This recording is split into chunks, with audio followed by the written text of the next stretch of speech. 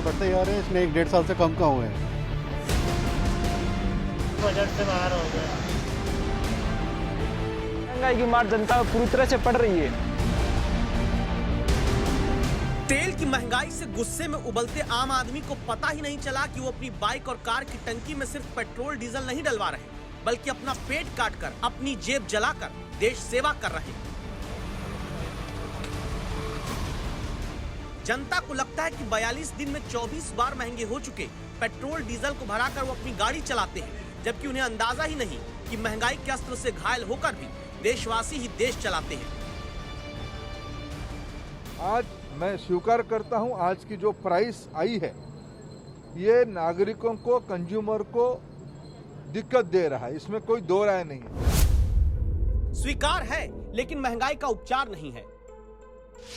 देश में पहली बार डीजल भी 100 रुपए के पार है। जब देश के 148 जिलों में पेट्रोल की कीमत 100 रुपए के नोट को छेद कर बाहर चली गई, जब देश के 9 राज्यों की जनता 100 रुपए लीटर का पेट्रोल खरीद रही है, जब मई में 16 बार और जून के 14 दिन में 8 बार पेट्रोल डीजल महंगा हो चुका है, तब जनता जो महंगाई के कारण आर्थिक रूप से मूर्छित होने लगी, उसे वीरता का एहसास देश के पेट्रोलियम मंत्री धर्मेंद्र प्रधान ने कराया, मानो ये कहते हुए कि हे भारतवासियों, तुम महंगाई के मोर्चे पर इंच मात्र भी डगमगाना मत, क्योंकि जब जनता ने पूछा कि महंगाई में देशवासियों की रक्षा कौन करेगा, तेल संभालने वाले विभाग के मंत्री जी बोले, देशवासियों तुम ही करोगे, तुम ही करोगे, तुम ही करोगे।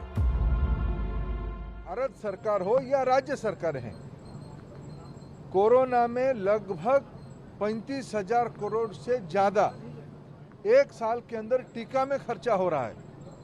अभी 1 लाख करोड़ रुपया खर्चा करके प्रधानमंत्री जी ने 8 महीने के लिए मुफ्त में खाद्यान्न देने के लिए प्रधानमंत्री गरीब कल्याण योजना शुरू की है। पीएम किसान में हजारों करोड़ रुपया देश के किसानों को सीधा बैंक खाता में पहुंचाया गया है। मैं इसी साल की बात कर रहा हूं। अभी किसानों की हित को ध्यान में रखते हुए चावल और गेहूं की एमएसपी घोषणा की गई। ये सारे खर्चा अभी, और उसके अलावा देश में रोजगार सृजन के लिए, डेवलपमेंट काम होने के लिए इन्वेस्टमेंट की आवश्यकता हो रही है। इस कष्ट के समय में हम पैसा बचा के लोक कल्याण काम पे लगाएं। आम आदमी हैरान हो जाता है। एक तरफ वैक्सीन मुफ्त बताई जाती है, दूसरी तरफ वैक्सीन का बजट गिनाकर पेट्रोलियम मंत्री तेल की महंगाई जस्टिफाई करने लगते हैं। एक तरफ जनता को मुफ्त राशन देने पर वाहवाही ले ली जाती है, दूसरी तरफ उस राशन की कीमत महंगा तेल भरती जनता से भरवाने की दलील दी जाती है। जनता को पता ही नहीं चला कि कब से वो अपना घर चलाते चलाते तमाम तरह के टैक्स भरने के बाद अब तेल की महंगाई भी अपने कंधे पर उठाकर देश चलाने लगी। तो लगातार बढ़ते जा रहे हैं, इसमें 1-1.5 साल से कम कहाँ हुए हैं। और तरफ से इतनी मार पड़ी हुई है जनता के ऊपर, गवर्नमेंट इसके लिए क्या कर रही है? कम से कम इसमें तो कुछ रिलैक्सेशन दे सकते हैं, थोड़ा एक्साइज रिड्यूस करें, कुछ भी करें। और सबसे बड़ी बात है, ये पेट्रोल डीजल को जीएसटी में क्यों नहीं लाया गया? आज हालत ऐसे आ गई, अब चलाना तो क्या, साइकिल चलाना क्या। गवर्नमेंट से गुजारिश है कि इसका रेट कम से कम दाम में करके हमको सहुलत दीजिए। तो बजट से बाहर हो गया। हर आदमी की स्थिति इतनी अच्छी नहीं है कि वो पेट्रोल को अफोर्ड कर सके, और इससे ट्रांसपोर्ट और जाने आने वाले जो टैक्सी वाले हैं उनको फर्क पड़ रहा है, हर चीज़ का किराया बढ़ रहा है। जनता परेशान है। पिछले कुछ दिनों से पेट्रोल की कीमत 100+ हो गई है, जिससे जनता पूरी तरह से एकदम परेशान है। इस कोरोना काल में वैसे भी जनता के काम धंधे ठप है और महंगाई की मार जनता पूरी तरह से पड़ रही है। इसको देखते हुए केंद्र सरकार पेट्रोल और डीजल की दर जल्द से जल्द कम करे। अब 2 सवाल उठ रहे हैं। पहला सवाल ये है कि जिस तरह दिन पर दिन पेट्रोल और डीजल का दाम बढ़ रहा है, क्या आम आदमी पेट्रोल और डीजल इतनी महंगाई में अफोर्ड कर सकता है?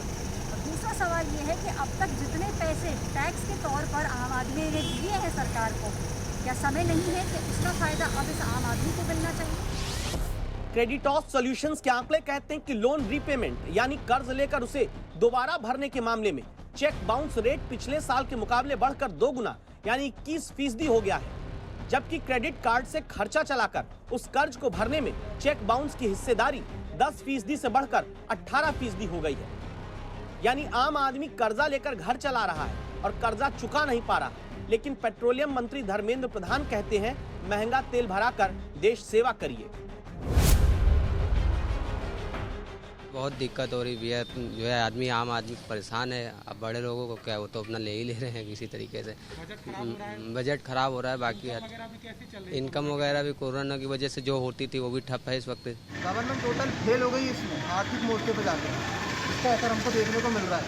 ये लॉकडाउन में अंदर ही अंदर इनने पेट्रोल महंगा कर दी है, लेकिन इनकम तो है ही नहीं ना, इनकम के लिए कुछ हो नहीं रहा। पब्लिक ही सफ़र कर रही है और करता रहेगा। सरकार को क्या कुछ इस पर ध्यान देना चाहिए, क्योंकि 100 रुपए के देना चाहिए, लेकिन हो कहाँ रहा है सर।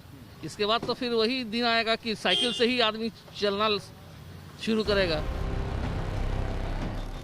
तेल पर ले टैक्स दे टैक्स करके अब अप्रैल 2020 से दिसंबर 2020 के बीच 2,35,000 करोड़ रुपया सिर्फ पेट्रोल डीजल पर एक्साइज ड्यूटी के जरिए जनता की जेब से निकालकर केंद्र सरकार के खजाने में जमा कराया जा चुका है। पेट्रोल डीजल की कीमत एक साल में 25 रुपए प्रति लीटर तक बढ़ चुकी है और तेल के दामों पर पेट्रोलियम मंत्री के बयान भी अंतर्राष्ट्रीय बाजार को जिम्मेदार बताने से लेकर अब देश मांगता है महंगाई पर कुर्बानियां तका चुके हैं। उत्पादनकारी देश तेल उत्पादन कम किए थे। उन दिनों में तेल उत्पादन कम करने का प्रमुख कारण था आवश्यकता नहीं थी, डिमांड नहीं थी।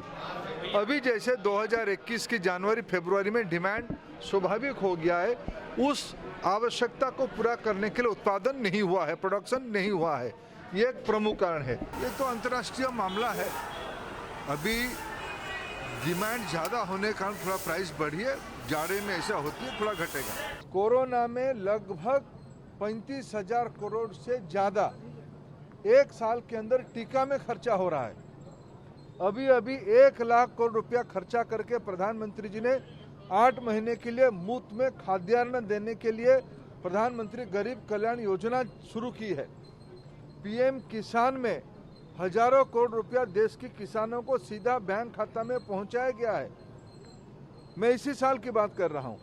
अभी किसानों की हित को ध्यान में रखते हुए चावल और गेहूं की एमएसपी घोषणा की गई।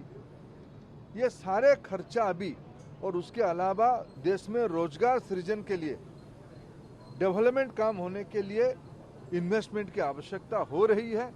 इस कष्ट के समय में हम पैसा बचा के लोक कल्याण काम पे लगाएं। लोकतंत्र में जनता का जनता के लिए जनता द्वारा तो सबने सुना था। महंगाई तंत्र में जनता का पैसा जनता द्वारा जनता के लिए हो जाएगा, अंदाजा नहीं था। तो क्या ये मान लें कि महंगाई का बस अब नाम बदलना बाकी है, इसे देश रक्षा कवच का नाम दे दिया जाए तो मुद्दा ही महंगाई का खत्म हो जाएगा। दिल्ली से ऐश्वर्या पालीवाल के साथ आज तक ब्यूरो।